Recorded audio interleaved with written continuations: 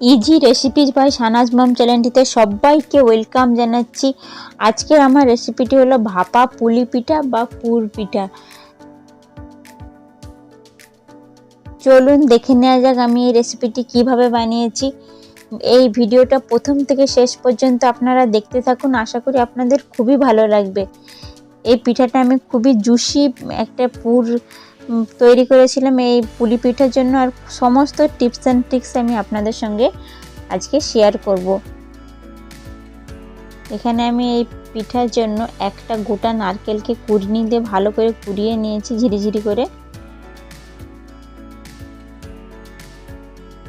পুর বানানোর জন্য আমি কড়াইতে 1 কাপ দুধ নিয়েছি। 1 কাপ দুধকে আমি জাল দিয়ে হাফ কাপ করে নিচ্ছি। এই দুধটা আমার এই পুরের মধ্যে দেওয়ার কারণ হলো এটা খুবই জুসি একটা পুর বানানো হয়, কারণ জুসি পুর না হলে কিন্তু পুর পিঠা খেতে ভালো লাগে না। শক্ত শক্ত নারকেলের পুর কিন্তু ভালো লাগে না, তাই আমি এটা দুধ দিয়েছি। আপনারাও এই দুধ দিয়ে দেখতে পারেন, খুব টেস্টি একটা পুর হবে এবং পুর পিঠাটাও খুবই খেতে টেস্টি হবে। এখানে আমি 3 টেবিল চামচ নলেন গুড় দিয়ে দিলাম, এই দুধের মধ্যে দিয়ে দিলাম আমি ওটা।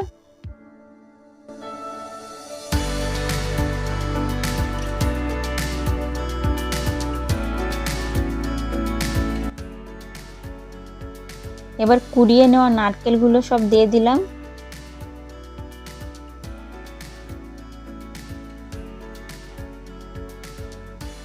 দিয়ে এবার খুন্তি দিয়ে নাড়াতে থাকবো যাতে নিচে না বসে যায়, যেহেতু আমার গুড় আছে। এবার এই পুরটাকে আরও জুসি এবং টেস্টি করার জন্য আমি এখানে খোয়া ক্ষীর দিয়েছি 50 গ্রাম। আপনারা এখানে খোয়া ক্ষীরের বদলে আমুল দুধও দিতে পারেন।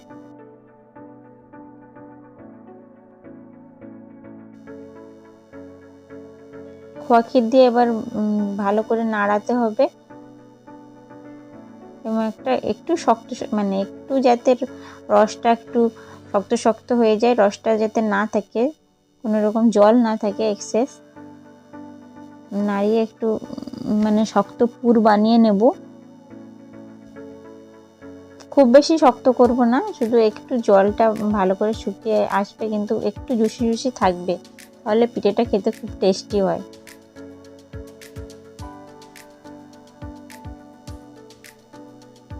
এইভাবে ক্রমাগত নাড়িয়ে একটা পুর আমি বানিয়ে নেব। আমার পুর প্রায় রেডি হয়ে এসেছে, রেডি হয়ে গেছে আমার পুর। দেখতেও যেমন সুন্দর হয়েছে, খেতেও খুব টেস্টি হয়েছিল।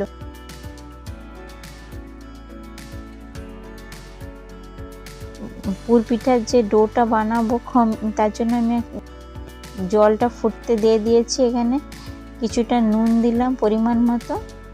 জলটা ফুটে আসলেই যে চালের গুঁড়িটি আমি সেটা দিয়ে দিলাম। 3 কাপের মতো আমি এখানে চালের গুঁড়ি দিয়েছি, আর 1/4 কাপ আমি ময়দা দিয়েছি। একটু ময়দা দিলে ডোটা খুব নরম হয় এবং পিঠেটাও খেতে খুব নরম হয়। চালের গুঁড়িটা আমি আতপ চাল, সেদ্ধ চাল হাফ হাফ এইভাবে আমি গুঁড়ি বানিয়ে নিয়েছিলাম। ওই গুঁড়িটা দিয়ে একটা খামির বানিয়ে নিয়েছি।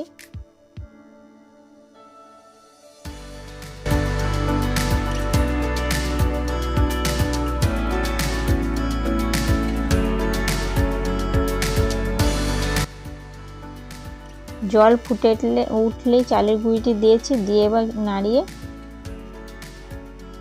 নাড়িয়ে খামিরটা বানিয়ে নিলাম। এরপর আমি হাত দিয়ে ভালো করে মেখে ওটাকে একটা ডো বানাবো। নরম খামিরটা আমি বানিয়েছিলাম। আশা করি আপনাদের বুঝতে একটু অসুবিধা হচ্ছে না। আমি এখানে একটা বোলের মধ্যে জল নিয়েছি, নিয়ে একটু জল দিয়ে ভালো করে মেখে নেব। মেখে একটা ডো বানাবো আমি। নরম একটা ডো বানাতে হবে, একটু ভালো করে দিয়ে একটু জল দিয়ে ভালো করে এটা মাখতে হবে।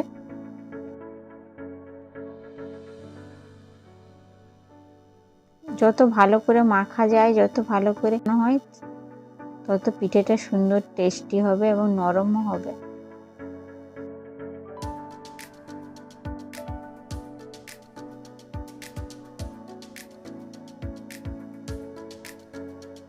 ডো আমাদের রেডি। একটা ভিজে কাপড় দিয়ে রেখেছিলাম, আমি 15 মিনিট রেস্টে রেখেছিলাম ওই ভিজে কাপড়টা দিয়ে। এরপর আমি গোল গোল লেচি কেটে নিচ্ছি।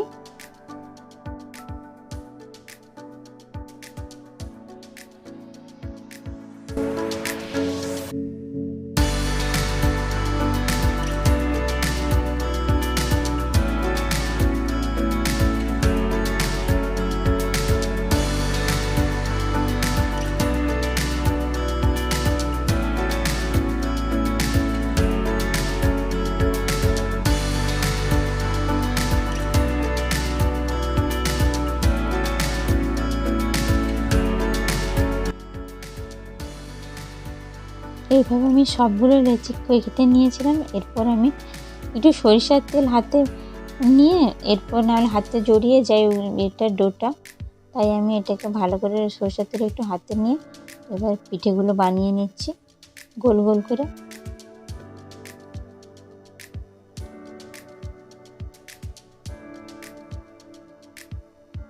আপনারা এইভাবে ফলো করবেন, দেখবেন পিঠেটা খুব সুন্দর হবে।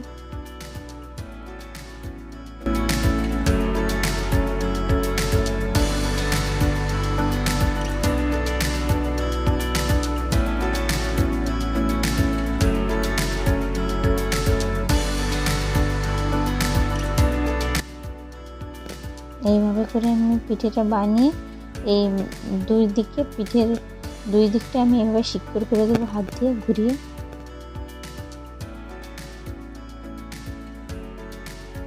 ব্যাস তৈরি হয়ে গেল আমার পিঠে। এভাবে করে আমি আরও দুটো আপনাদেরকে দেখিয়ে দিচ্ছি।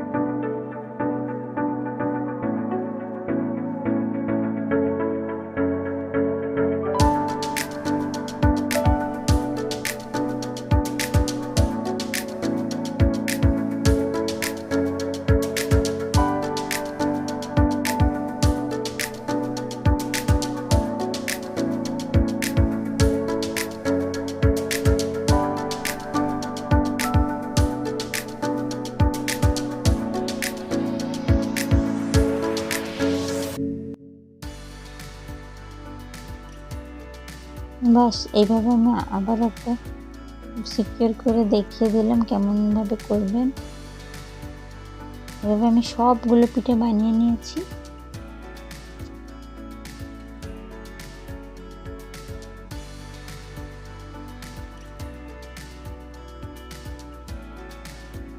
এবার আমি 1 মগ জল নিয়েছি, নিয়ে ওটাকে 15 মিনিট ধরে আমি ফোটাতে দেব, স্টিমে দিয়ে দিব।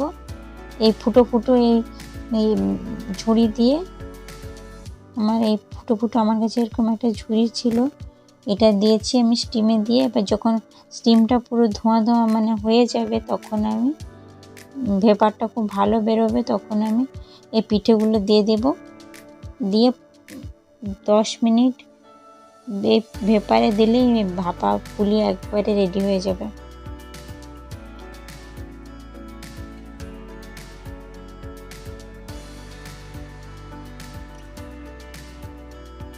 দশ মিনিট পর আমি খুলেছি এটা, দেখুন আমার ভাপা পিঠে একেবারে রেডি।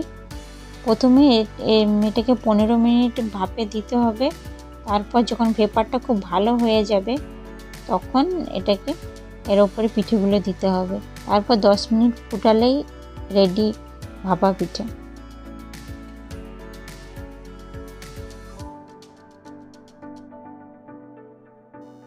এই সব টিপস অ্যান্ড ট্রিক্সগুলো আপনারা ফলো করবেন।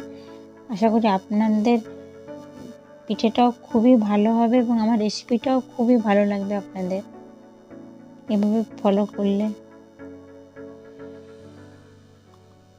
আমার পিঠেটা খুব নরমও হয়েছিল, খুব জুসিও হয়েছিল এবং খুব টেস্টি হয়েছিল।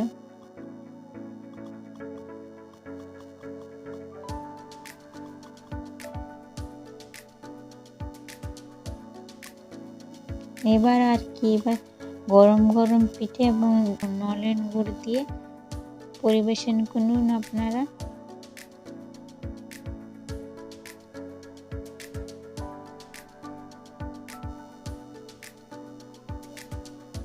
যদি আমার এই রেসিপিটি আপনাদের ভালো লেগে থাকে তাহলে আমার চ্যানেলটিকে সাবস্ক্রাইব করবেন, লাইক দেবেন, শেয়ার করবেন, কমেন্টস করবেন। দেখা হচ্ছে নেক্সট রেসিপিতে। আজকের জন্য টাটা।